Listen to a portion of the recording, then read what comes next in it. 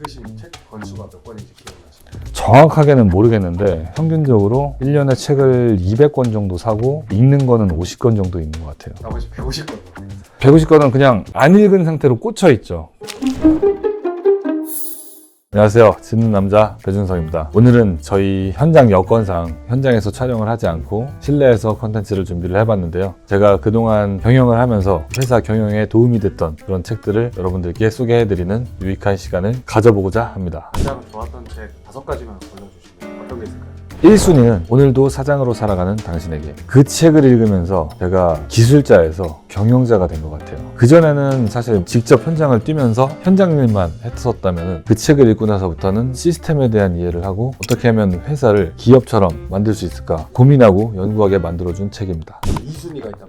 2순위는 Start with Why라는 책이 있어요. 보통 그러잖아요. 우리는 뭐 먹고 살지? 이런 말씀을 하시는데 그렇게 what에서 출발하면 안 된다. 모든 일은 why에서 출발을 해야 된다. 쉽게 얘기해서 이런 거죠. 벽돌을 나르는 두 사람이 있는데 한 사람한테 물어보니까 지금 뭐 하고 계세요? 하면은 보면 몰라? 벽돌 나르고 있잖아. 이런 사람이 있고 또 한 사람한테 물어봤어요. 혹시 뭐 하시는 중이세요?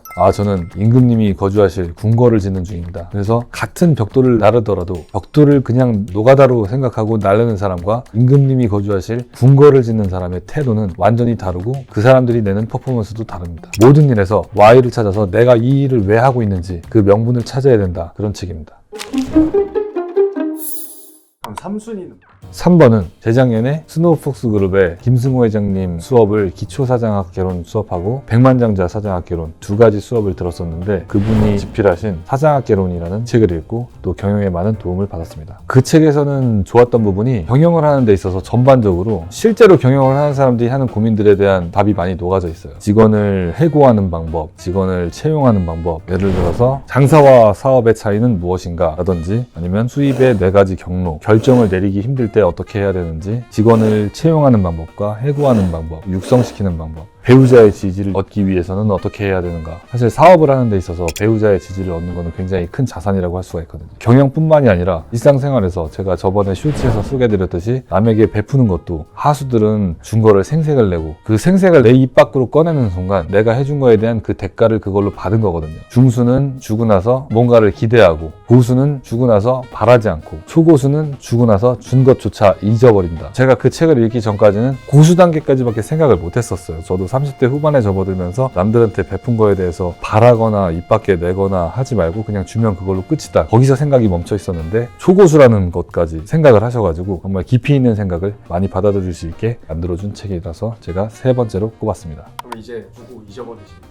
주고 잊으려고 해도 근데 사실 잊는 거 자체가 쉽지가 않더라고요. 또 기억력이 워낙 좋다 보니까 자연스럽게 기억이 나서 그렇다고 해서 뭔가 기대하거나 그런 건 없어요. 4번째 4순위. 4순위라고 하면은 너무 쟁쟁한 책들이 많아가지고 4순위는 정관종이라는 책이 있습니다. 이 책은 사실 절판이 돼서 제가 중고로 사서 봤는데 저는 경영의 가장 큰 문제가 주변 지인들이 저희 회사에 와서 봤을 때 사후가 없는 것이다. 감히 나한테 뭐라고 하는 사람이 없는 거예요, 회사에. 근데 여기에 보면은 장태종에게는 위징이라는 사람이 있어서 그 사람이 맨날 이런 식으로 경영하면 안 된다고 바른 소리를 하면 저자를 처단해라 했다가 또 죽이기 직전에 야 살려 이렇게 해서 다시 데려와가지고 얘는 꼭 필요한 인재야. 그래서 내가 다른 방향이 아니라 좀 옆길로 셀 때 옆에서 충고해주는 그런 사람이 없는 게 저희 회사의 가장 큰 문제다. 왜냐하면 저희 회사만 해도 제 존재 자체가 약간 입으로 말하기가 좀 쑥스러운데 제가 무에서 유를 창조한 이미지로 해서 직원들에게는 약간의 신격화가 돼 있기 때문에 제가 가자고 하면은 틀린 말을 하더라도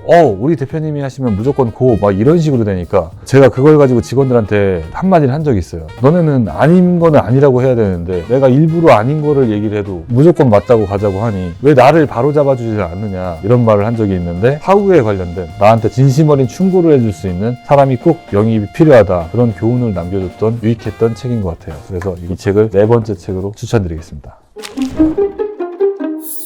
이게 위치적인 문제도 있다고 생각을 하는데 대표와 직원과의 관계에서 서버는 하는 게 내가 해도 되는 건가 생각을 갖고 있는 직원들이 많다. 저는 그 생각이 잘못됐다고 생각을 하는 거예요. 얼마든지 공손한 태도로 무례하지 않게 이야기를 할 수가 있는데 방금 전에 말씀하신 것처럼 저희 직원들도 얘기를 한 적이 있어요. 이거 토 달고 하면은 괜히 막 무례해 보이고 버릇없어 보이고, 아니 공손한 태도로 얼마든지 조언을 할 수가 있는데 화내듯이 대들면서 이건 아니잖아 막 이렇게 해야지만 그게 충신이 아닌 건데, 얼마든지 좋은 매너를 갖추고 자신이 원하는 바를 이야기할 수가 있다. 저는 그런 말씀을 드리고 싶네요. 그러면 대망의 5순위.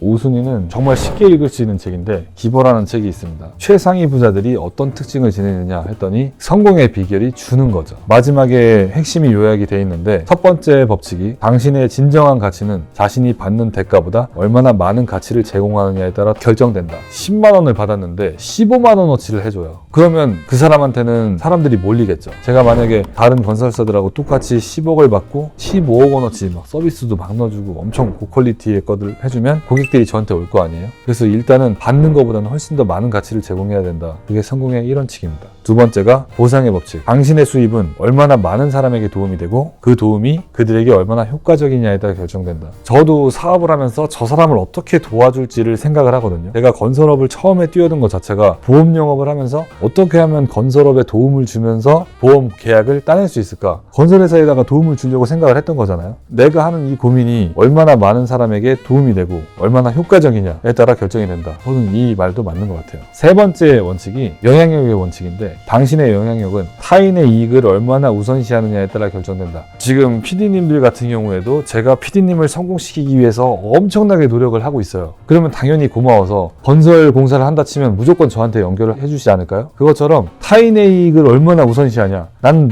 당신을 진심으로 위한다, 이런 느낌을 주고 진심으로 타인을 위해줬을 때 타인도 저를 위해서 진심으로 위해주면서 서로 윈윈 관계가 되는 것 같습니다. 네 번째 원칙이 진실성의 원칙이고, 가장 소중한 선물은 당신 자신이다. 그리고 다섯 번째 원칙이 수용의 법칙. 주는 게 성공의 비결인데 다른 사람이 주는 것도 기꺼이 받을 줄 알아야 그걸 다시 줄 수가 있다. 남이 베풀어주는 것도 기꺼이 받아라. 그런 내용인데, 다섯 가지 원칙 자체가 너무너무 좋은 내용이라서 고민 끝에 이 책을 다섯 번째 책으로 선정을 했습니다.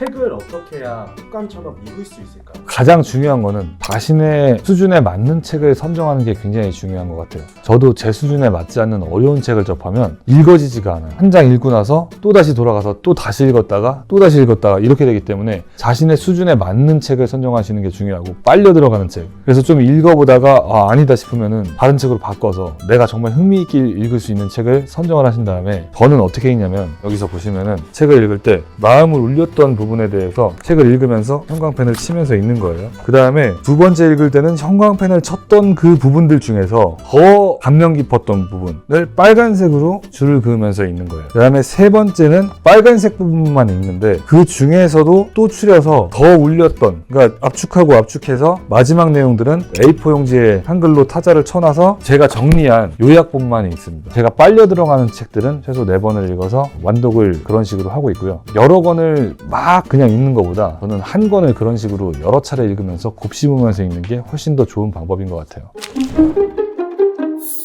오늘은 제가 경영을 하면서 정말 도움이 많이 됐던, 누구나 쉽게 접할 수 있는 책들을 소개를 해드렸는데요. 여러분들께서 사업을 하시면서 아니면 직장 생활을 하시면서도 본인 인생을 살아가시는데 도움이 되시기를 바라면서 오늘 여기까지 하겠습니다. 감사합니다.